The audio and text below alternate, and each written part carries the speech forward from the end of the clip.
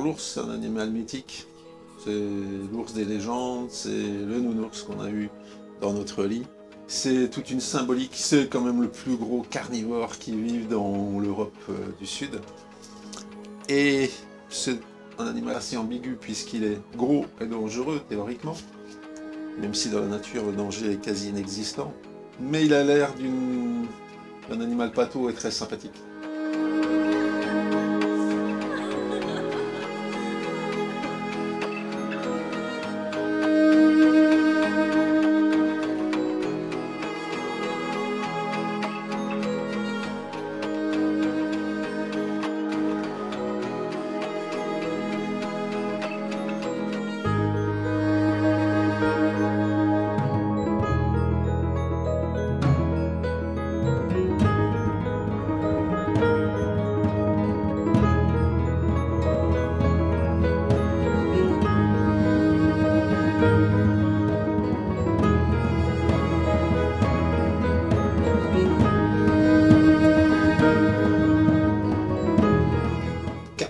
Ours sur 2 hectares, c'est quelque chose qui est quasiment inconnu ailleurs en Europe. Donc le but c'était de bonifier cet enclos, d'avoir des animaux qui soient mieux qu'avant, qui aient plus de possibilités d'exercer leur comportement naturel, et de ce fait d'avoir un public qui soit plus heureux de voir des ours plus actifs.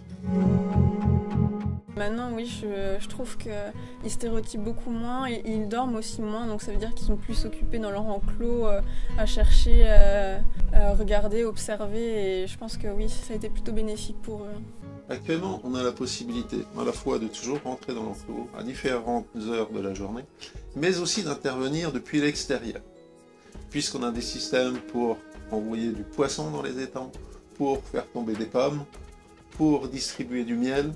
Et puis, on a des systèmes un petit peu qui sont automatisés, qui distribuent, avec une programmation, des aliments comme du maïs, des croquettes, ou à différentes périodes de la journée. Le but, c'est que l'ours soit toujours actif. Les enrichissements, ça peut permettre vraiment de les occuper et de reproduire leur comportement naturel dans la nature et tout simplement améliorer leur bien-être. Actuellement, les gens vont être au-dessus des ours.